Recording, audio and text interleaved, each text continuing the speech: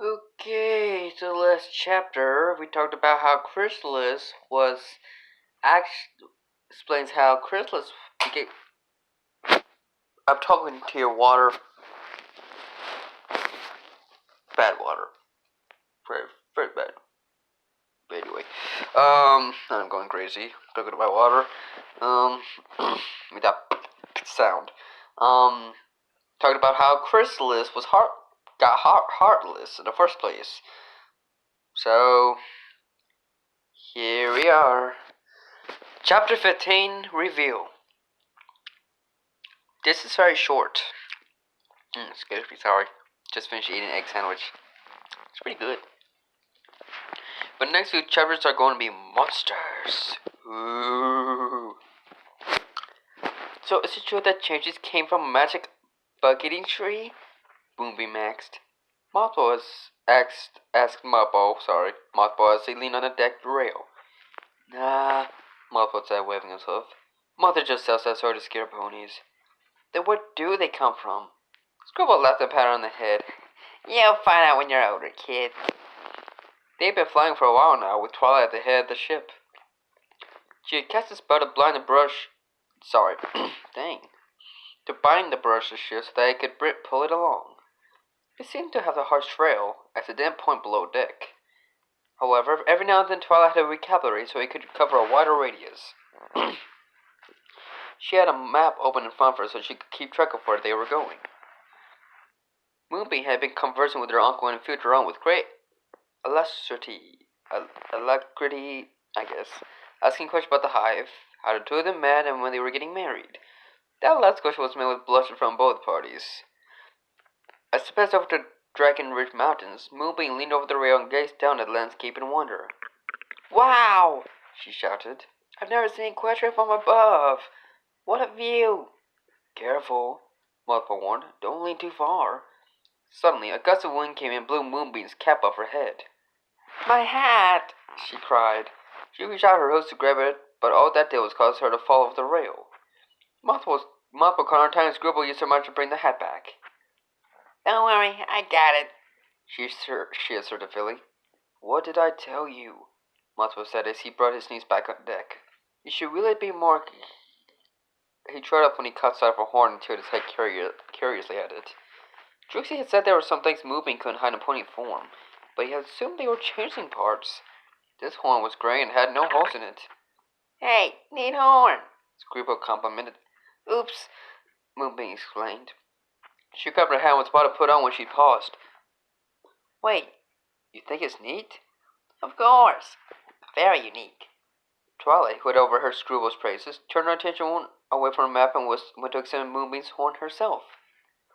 How peculiar, she marveled. I've never seen a unicorn horn, let alone a changeling horn that was a different color from the rest of the body. Is this a part of your disguise? Moonbeam hung her head. Not really. It's always there. But it's perfectly solid and straight. Very unusual for a changeling. I think it rocks, Scribble declared. Moonbeam smiled. Really? You don't think it's weird? Have you seen my eyes? Besides, what makes you weird also makes you special. This filled the Philly with a great confidence that made up her mind on something she'd been thinking about all day. Well, if you think this is cool, when do you see this? She sat down and tried to pour out her boots with her magic, but they were stuck again. She looked at Screwball. Can you lend me a hoof? The Akeda pony nodded and the boots popped right off. Twilight gasped in amazement. Are those hooves cloven? That's not all. Get a little of this. As she began to slide off her pants, her mother was coming up the stairs. Ooh, somebody's stripping! Very inappropriate. I'm sorry. Tracy gasped when she saw Dar stripping now. Sorry. Already more than half of her disguise. Moonbeam, stop! Startled, the Fay looked up and accidentally tore the pants down the rear. Her tufted tail flicked out for everyone to see. This was the most surprising discovery for the adults, who all gasped. Quickly moved in front of her daughter and tried to block her from view. Don't look! She cried. Mom, it's okay, Moonbeam tried to say. Look away. That's nothing to see here. Truth was without her cape at the moment, her tail brushed by Moonbeam's nose. The Ophelia sneezed in her changeling form. The horn, hooves, and tail remained the same, though the tail's cord had gone black like the rest of her body. Screwball would levitate Trixie outside of the boat so they could all get a better look. What in the world? Screwball uttered. Most curious, Twilight said, rubbing her chin. Was their father a cow or something? Technically, he'd be a bull. That explains why she smells like bull. Muffin muttered. Mothy! Screwball exclaimed. He wasn't a bull. Moonbeam said. He was. Don't! Trixie bellowed, tripping over to her. Mom, what's the point? You've already seen me. Shut up! You've done enough damage as it is. She used her mind to grab her dog by the ear. You're staying in your room for the rest of the trip. But, Mom, no buts. You and I are going to have a long talk, young lady. Daddy wants a Minotaur! Trixie shrieked and dropped her. She glanced around nervously at the other adults. Martha had his nose scrunched and Trouba had her brow raised. A Minotaur, she said with a smirk. Well, Twilight shrugged, that's one I've never heard before. Trixie blinked. That doesn't weird you out? Girl, Scribble said, narrowing her eyes, I'm half Jaquaniquist. I'm getting married to a changeling. My brother's best friend is half-dragon. One of my best friends prefers other mares to stallions. Unconventional romance aren't exactly new to us. See? Moonbeam huffed. Trixie looked at everyone in silent defeat. There was no point in hunting now. Yes, Moonbeam's father was a Minotaur. Scribble tapped her chin. By any chance was this Minotaur named Ironwell? Trixie looked up in shock. Yes. How'd you know? Just a hunch. He had my mom become more assertive. He was this big, tough guy, kinda show-offish. Always referring to himself as the third person.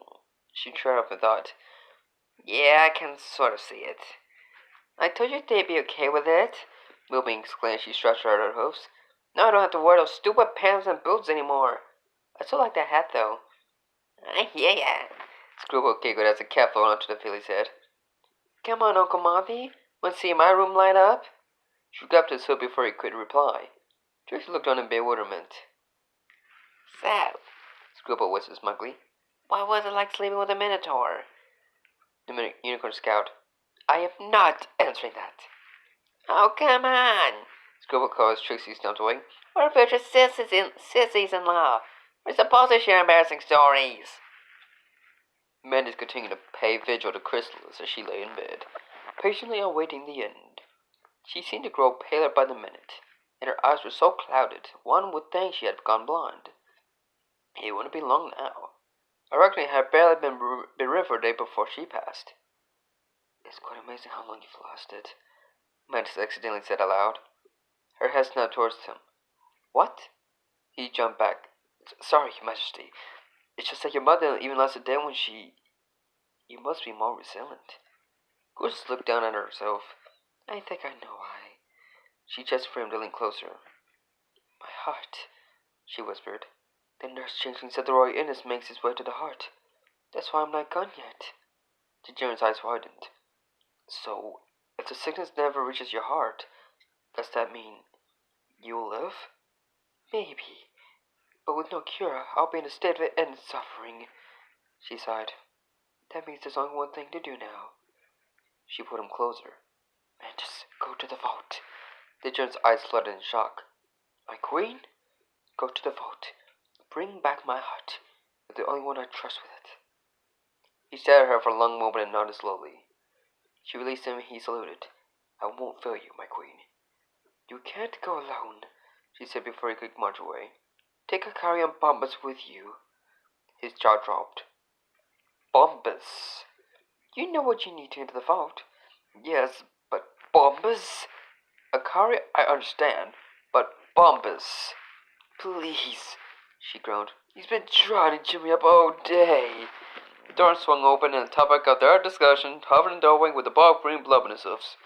Look, Your Majesty, the lieutenant chirped. I made you a snuff-fish sundae. Using my own mucus. Grizzlies gritted her teeth at General. Just get him out of here. Mantis nodded and flew past Bombus. Lieutenant, I need you for a special mission. Bumba jumped as soon as he saluted. Sir, yes, sir. Akari? The general called out. A slim female changeling in light blue armor buzzed in front of the general. Captain Akari reporting for duty, sir, she said with a salute. Menace grinned in approval. At least I'll have one soldier who's disciplined. Come along, you two. We have a long way to travel. Can we get a snack on the way? Mambas asked. Akari and Mantis rolled their eyes. A very long way, it would seem, the captain grumbled. If you haven't figured out who this lesbian friend of Schoolboy is, I'm surprised you didn't catch him in Chapter 2.